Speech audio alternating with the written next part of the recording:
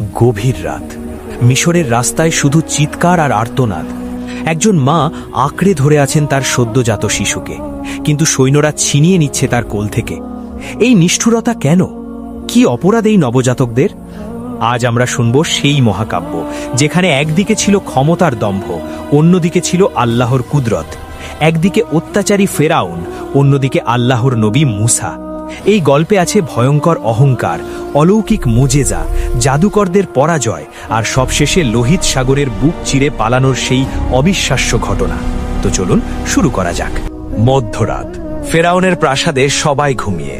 হঠাৎ এক ভয়ঙ্কর চিৎকারে জেগে ওঠে পুরো প্রাসাদ। ফেরাউন বিছানায় বসে আছে, শরীর কাঁপছে থরথর করে, চোখে তীব্র আতঙ্ক। স্বপ্নে দেখেছে একটা দৈত্যাকার লাল আগুন উঠে আসছে বনি ইসরায়েলের পাড়া থেকে। সেই আগুন গ্রাস করছে তার প্রাসাদ, তার সিংহাসন, তার পুরো সাম্রাজ্য। সকালে ডাকা হলো রাজ্যের সমস্ত জ্যোতিষী আর গণকদের। তারা যখন স্বপ্নের ব্যাখ্যা দিল, ফেরাউনের মুখ হয়ে গেল পাথরের মতো শক্ত। মহারাজ, বনি ইসরায়েলের বংশেই জন্ম নেবে এক শিশু, যে হবে আপনার সর্বনাশের কারণ। ফেরাউন থামল না এক মুহূর্ত, উঠে দাঁড়ালো সিংহাসন থেকে, চোখ জ্বলছে ক্রোধে, কণ্ঠে হিংস্রতা। আমি ফেরাউন, আমি এই মিশরের খোদা।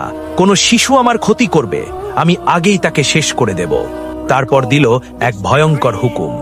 আজ থেকে বনি ইসরায়েলের প্রতিটি নবজাতক ছেলে শিশুকে জন্মের সাথে সাথে হত্যা করা হবে। সেদিন থেকে শুরু হলো এক নারকীয় গণহত্যা। প্রতিদিন সন্ধ্যায় মিশরের আকাশ ভারী হয়ে থাকত শিশুদের কান্না আর মায়েদের আর্তচিৎকারে। কিন্তু আল্লাহর পরিকল্পনা, সেটা ছিল সম্পূর্ণ ভিন্ন কিছু। ঠিক এই রক্তাক্ত সময়ে এক অন্ধকার ভয়ঙ্কর রাতে বনি ইসরায়েলের এক ঘরে জন্ম নিলেন এক শিশু, নাম তার মুসা। মা তাকিয়ে আছেন তার সন্তানের দিকে, এক হাতে শিশু, অন্য হাতে কাপড় দিয়ে ঢেকে রাখছেন তার মুখ, যাতে কান্নার শব্দ বাইরে না যায়। কারণ বাইরে ঘুরছে ফেরাউনের সৈন্যরা, শিকারী কুকুরের মতো খুঁজছে নবজাতক শিশুদের। মা কাঁদছেন নিঃশব্দে, কিভাবে বাঁচাবেন তার সন্তানকে। ঠিক সেই মুহূর্তে আল্লাহ তার মনে ওহী পাঠালেন, তোমার শিশুকে একটা সিন্দুকে রাখো আর নীল নদে ভাসিয়ে দাও। ভয় পেও না, আমি তাকে রক্ষা করব এবং তোমার কাছেই ফিরিয়ে আনব। শুনে কি আপনার গায়ে কাঁটা দিচ্ছে? একজন মাকে বলা হচ্ছে তার সন্তানকে নদীতে ভাসিয়ে দিতে, কিন্তু আল্লাহর উপর বিশ্বাস এতটাই শক্তিশালী জিনিস যে সেই মা করলেন ঠিক তাই। বুকে পাথর চেপে, চোখের জল মুছে শিশু মুসাকে সিন্দুকে শুইয়ে দিলেন। শেষবারের মতো চুমু খেলেন কপালে, আর তারপর ভাসিয়ে দিলেন উত্তাল নীল নদে। সিন্দুক ভাসছে, ঢেউয়ের তালে দুলছে, আল্লাহর হুকুমে স্রোত তাকে নিয়ে যাচ্ছে, কিন্তু কোথায়? আর এখানেই ঘটল সেই অবিশ্বাস্য ঘটনা। যে শিশুকে মারার জন্য ফেরাউন হাজার হাজার শিশুকে হত্যা করেছিল, সেই শিশু ভেসে গিয়ে পৌঁছল সরাসরি ফেরাউনের প্রাসাদের সামনে। শত্রুকে পৌঁছে দেওয়া হলো তার নিজের শত্রুর ঘরে। ফেরাউনের স্ত্রী আসিয়া, একজন মুমিন মহিলা, সিন্দুক দেখে কৌতূহলী হলেন। খুলে দেখলেন এক চাঁদের মতো সুন্দর শিশু।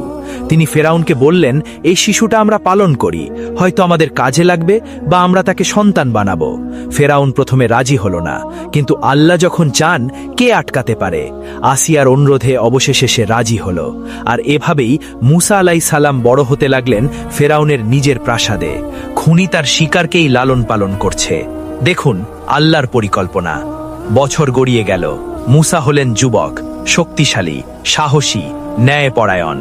একদিন শহরে হেঁটে হেঁটে দেখলেন এক ভয়ঙ্কর দৃশ্য। ফেরাউনের একজন লোক নির্মমভাবে মারছে এক বনি ইসরায়েলীকে। সেই মজলুম মানুষটা চিৎকার করছে, কিন্তু কেউ সাহায্য করছে না।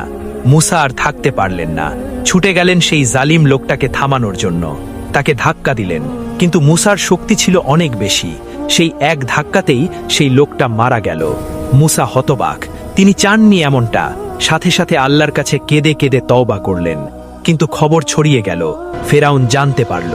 এবার সে সিদ্ধান্ত নিল মুসাকে হত্যা করতে হবে। এক শুভাকাঙ্ক্ষী মুসাকে সতর্ক করে দিলেন, পালাও, ফেরাউন তোমাকে মারতে চায়। সেই রাতেই মুসা পালিয়ে গেলেন মিশর থেকে, একা, নিঃস্ব, পথহারা। দিনের পর দিন হেঁটে অবশেষে পৌঁছলেন মাদিয়ান নামক এক জায়গায়। সেখানে এক কুয়ার ধারে দেখলেন অনেক মানুষ তাদের পশুদের পানি খাওয়াচ্ছে, আর এক পাশে দুটো মেয়ে অসহায়ভাবে দাঁড়িয়ে আছে তাদের পশু নিয়ে। মুসা জিজ্ঞেস করলেন, তোমরা কেন পানি দিচ্ছ না? তারা বলল, আমরা দুর্বল, ভিড়ের মধ্যে যেতে পারি না, আমাদের বাবা খুব বৃদ্ধ। মুসা কোনো কথা বললেন না, সরাসরি গিয়ে তাদের পশুদের পানি খাওয়ালেন। পরে জানা গেল তারা ছিলেন নবী শুয়াইব আলাইসাল্লামের মেয়ে। নবী শুয়াইব মুসার সততা, শক্তি আর ভদ্রতা দেখে মুগ্ধ হলেন। তিনি মুসাকে একটা প্রস্তাব দিলেন, আমার এই মেয়ের সাথে তোমার বিয়ে দিতে চাই। শর্ত হলো তুমি 8 বছর আমার কাছে কাজ করবে, যদি 10 বছর করো সেটা তোমার ইচ্ছা। মুসা রাজি হলেন। সেখানে শুরু হলো তার নতুন জীবন। 10 বছর কেটে গেল শান্তিতে, কিন্তু এখন সময় এসেছে ফেরাউনের মুখোমুখি হওয়ার। 10 বছর পর মুসা স্ত্রী পরিবার নিয়ে মিশরে ফেরার পথে রওনা হলেন। রাত, ঘন অন্ধকার, প্রচণ্ড ঠান্ডা, আর সাথে পথও হারিয়ে ফেলেছেন তারা। মুসা পরিবারকে বললেন, তোমরা এখানে থাকো, আমি আগুনের খোঁজে যাচ্ছি। দূরে এক পাহাড়ে তিনি দেখলেন আগুন, কিন্তু কি অদ্ভুত, একটা সবুজ গাছ জ্বলছে কিন্তু পুড়ছে না। আগুন আছে কিন্তু গাছের একটা পাতাও নষ্ট হচ্ছে না। মুসা কাছে এগিয়ে গেলেন। হঠাৎ একটা ভারী, শক্তিশালী, মহিমান্বিত কণ্ঠ ভেসে উঠল, হে মুসা! মুসা চমকে তাকালেন। কে ডাকছে? চারদিকে কেউ নেই। কণ্ঠ আবার বলল, আমি তোমার রব, তোমার জুতো খুলে ফেলো, তুমি এখন পবিত্র তুয়া উপত্যকায়। আমি আল্লাহ, আমার ছাড়া কোনো উপাস্য নেই। মুসা থর থর করে কাঁপছেন। আল্লাহ নিজে তার সাথে কথা বলছেন। আল্লাহ বললেন, তোমার হাতে কি? মুসা বললেন, আমার লাঠি, এটা দিয়ে আমি ভর দিই, আর এটা দিয়ে আমি ছাগল চড়াই। আল্লাহ বললেন, লাঠিটি মাটিতে ফেলে দাও। মুসা সাথে সাথে লাঠি মাটিতে ফেললেন, আর পর মুহূর্তেই সেই লাঠি পরিণত হল এক বিশাল জীবন্ত অজগর সাপে। সাপটা ছুটে আসছে মুসার দিকে। মুসা ভয়ে পালাতে লাগলেন। আল্লাহ বললেন, ভয় পেও না, ফিরে এসো, এটাকে ধরো। মুসা সাহস করে সাপটাকে ধরলেন, আর সাথে সাথে সেটা আবার লাঠি হয়ে গেল। তারপর আল্লাহ আরেকটা মোজেজা দিলেন, বললেন, তোমার হাত বগলের ভেতর ঢোকাও। মুসা হাত ঢুকিয়ে বের করলেন, আর সেই হাত থেকে এমন তীব্র সাদা আলো বের হচ্ছে যে চোখ ধাঁধিয়ে যাচ্ছে। আল্লাহ বললেন, মুসা, তুমি আমার নবী, তোমাকে পাঠাচ্ছি ফেরাউনের কাছে। সে সীমা অতিক্রম করেছে, তাকে আমার পথে ডাকো। তোমার ভাই হারুনকে সাথী নিও। আমি তোমাদের সাথে আছি, দেখছি এবং শুনছি।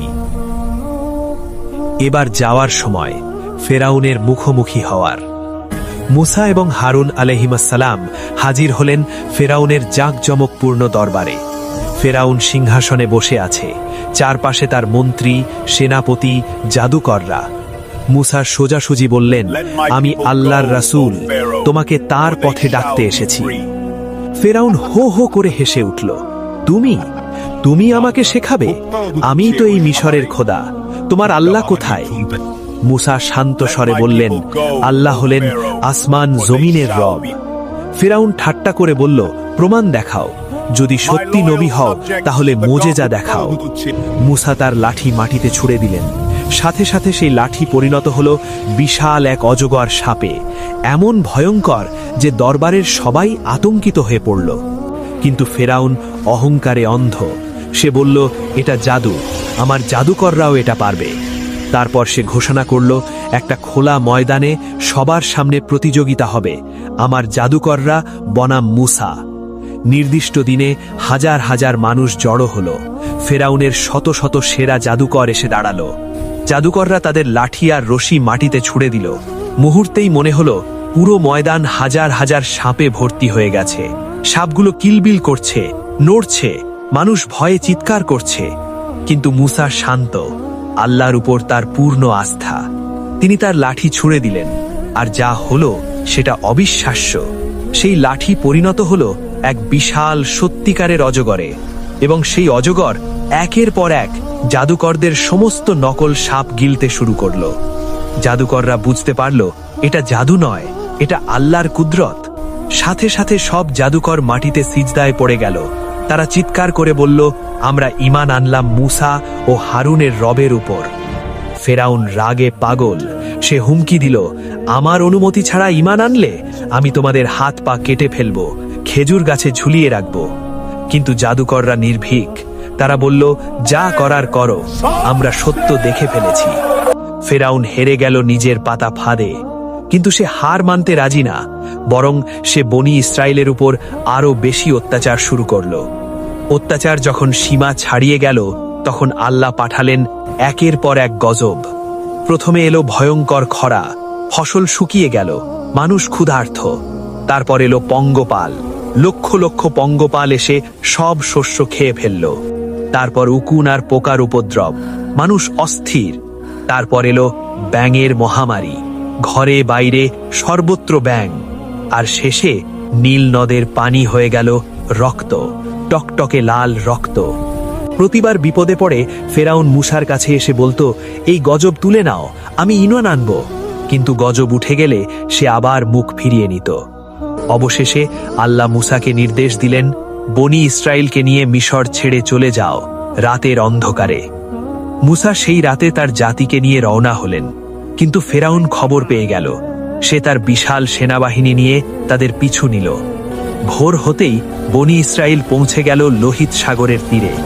এবার তারা আটকা পড়ল। সামনে উত্তাল সাগর, পেছনে ফেরাউনের সেনাবাহিনী, দুই পাশে পাহাড়, পালানোর কোনো পথ নেই।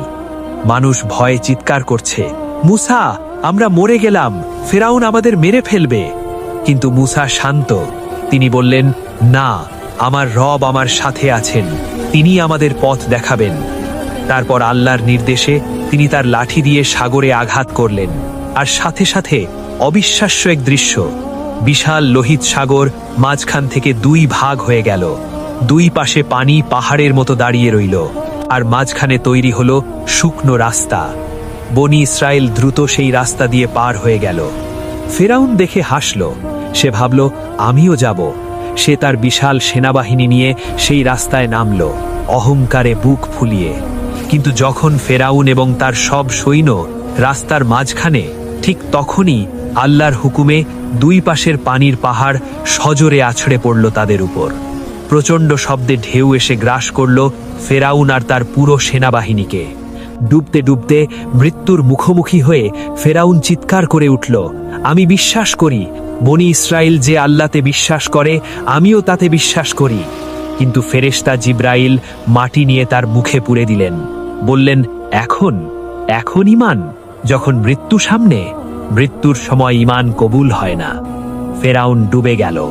তার অহংকার, তার ক্ষমতা সব শেষ। কিন্তু আল্লাহ তার মৃতদেহ সংরক্ষিত করলেন, যাতে পরবর্তী প্রজন্মরা দেখতে পারে যে অহংকারের পরিণতি কি। আজও সেই মমি আছে মিশরের জাদুঘরে।